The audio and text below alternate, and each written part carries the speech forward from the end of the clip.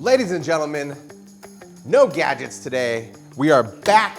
You can do this. We're gonna take a classic French soup and turn it into an American onion ring. So how are we gonna take a soup and put it in an onion ring without everything flying everywhere? A little trick called guar gum. First, you're gonna take your onions, just like so, tops, bottoms out. You don't have to be super exact on this. Just get them nice and thin so it doesn't take forever to cook. You got a pan, medium-high heat. We're gonna melt some butter in it. We're gonna take our onions, we're gonna get it in there. So as soon as you get in there and get some heat, drop it down, because caramelization of onions is about low, slow cooking. What does every soup need? Bay leaf, that goes in. And then I wanna also do some sprigs of thyme. Fresh thyme stands up well against heat. It doesn't have to be perfect, because in the end, we're gonna blend this. Now, it's on low heat. You're just gonna let them caramelize. Let it come down, let the onions soften. Let everyone have a little fun. Our onions are cooked down, check it out. See how soft they are? And they're just starting to caramelize, the color's starting to come through, and we're gonna start deglazing. You can use beef stock to do this. If you do, I would take your beef stock, I'd put it in a pan, and I'd reduce it at least by half to concentrate it. I'm using demi-glace, which is a highly, highly, highly concentrated stock broth, usually veal. And I'm just gonna pour in a little at a time. And what this does is this is gonna give us a very intense soup flavor. What we have here is 3 onions, about 4 sprigs of thyme, some bay leaf, and then about a cup of demi. And it's gonna absorb into the onions and then let the liquid evaporate out and the flavor to stay in the onions. Now, what we're gonna do for this last bit is we are gonna bring our little secret in. Guar gum. Guar gum is a hydrocolloid. It's an emulsifier and a stabilizer.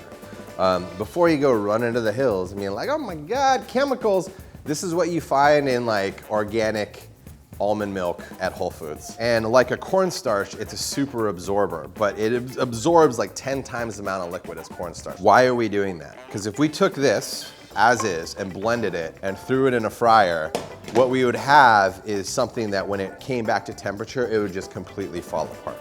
This is actually gonna hold your ring shape under fryer heat. All right, so what do we need to do with guar gum? We actually need to heat it up, right? I'm actually gonna whip in my demi that's still hot to hydrate it. A lot of times when people are working with hydrocolloids and they're like, it doesn't work, it's because you're not properly hydrating it, right? All right, so let's take our bay leaf out. We don't wanna blend that, right? And then we're gonna add the last of our demi. You can see it's already kind of absorbing and solidifying. So next step, we're gonna blend it and add a little thing that makes French onion soup so delicious, an excessive amount of cheese. Our onion mixture, I mean, look how pasty that is. That's great, that's exactly what we want. It's just like nothing left on the bottom of the pan. I have some cheese, 3 onions, 4 sprigs of thyme, a cup of demi, half a cup of Gruyere, because it is a French soup. Don't forget to season with salt at this point. And this part couldn't be any simpler. We're just gonna pulse it, smell it. Oh my God, you can smell this. Come here, is there smell-o-vision? Just like that. Oh, air pocket. I'm gonna just jam this in the freezer. It's not like you're fully freezing them, you're just cooling everything down so that guar gum sets, so that cheese sets a little bit.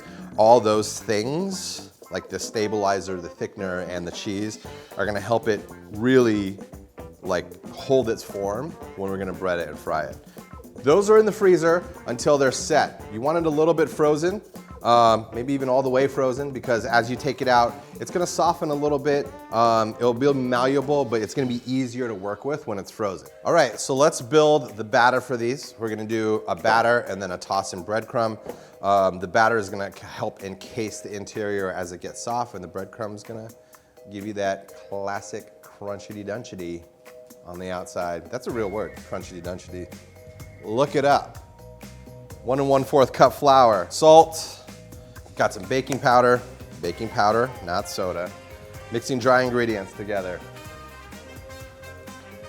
I also have about a cup of whole milk here that I'm gonna put in.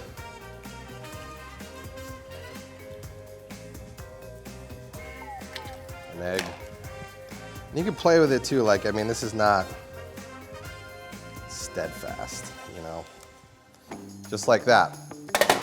Here's some that are already done. Check this out. Oh wow, this is so great. Like, you can see all the onion in there, the dots of onion, you can see the dots of cheese, you can see the herbs. Got my guy here, coating him. I'm gonna set it down on this wire rack.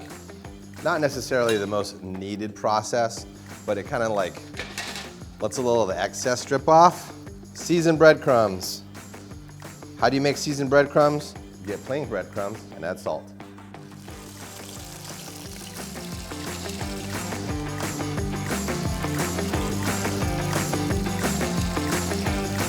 Like, I could get it more brown, but like, I'm actually like just a little excited about this. That's an onion ring. Oh look, it kind of burst right there, a tiny bit. Look, you can see the soup directly inside. Now for the test. Let's break this open. And what do we have? Look at that. As you can see, our batter on the outside here held the encasement, and our inside is a soupy, velvety texture. And we're gonna bite it.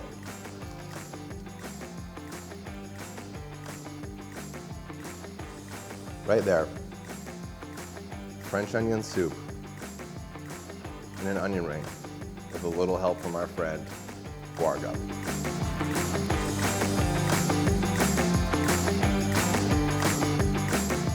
For more wacky experiments that we barely squeak out to make work, click here.